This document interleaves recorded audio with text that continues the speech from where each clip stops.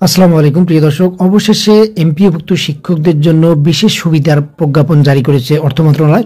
দর্শক, আজকে 23 তারিখে অর্থ বিভাগ অর্থ মন্ত্রণালয় থেকে এই বিষয়ে একটি প্রজ্ঞাপন জারি করেছে। আপনারা দেখেন যেখানে বিষয়ে দেওয়া হয়েছে এমপিওভুক্ত শিক্ষক কর্মচারীগণের জন্য বিশেষ সুবিধা প্রদান।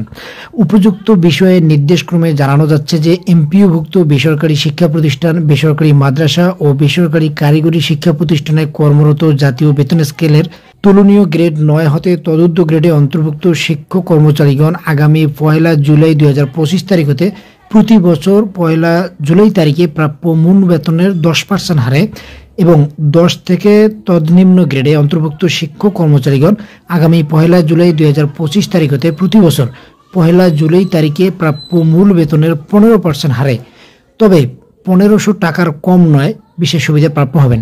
তো দর্শক, তার মানে 1 থেকে 9তম গ্রেড যারা এমপিওভুক্ত শিক্ষক আছেন তারা 10% হারে বিশেষ সুবিধা পাবেন এবং 10 থেকে 20 পর্যন্ত যে গ্রেডের কর্মচারীরা আছেন এমপিওভুক্ত তারা 15% হারে এই বিশেষ সুবিধা প্রাপ্ত হবেন। তবে 15% হিসেবে অনেক সময় দেখা যায় যে 1200, 1300 টাকা বা 1400 টাকা এরকম হচ্ছে। তো সেই ক্ষেত্রে বলা হয়েছে ন্যূনতম 1500 টাকার নিচে কারো বিশেষ সুবিধা হবে না।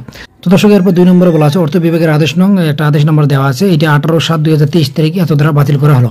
তো দর্শক, অনেকের মনে অনেক প্রশ্ন ছিল যে বিশেষ সুবিধা আসলে এমপিওভুক্ত শিক্ষকদের জন্য পাওয়া যাবে কিনা। তো যাই হোক, এই প্রজ্ঞাপনের মাধ্যমে এটি স্পষ্ট হয়ে গেল এবং এমপিওভুক্ত শিক্ষকরা এই বিশেষ সুবিধা স্পষ্টভাবে পাবে। তো যাই হোক, এই ছিল আজকের মতো আপডেট বিষয়টি। ধন্যবাদ সবাইকে, ভালো থাকবেন।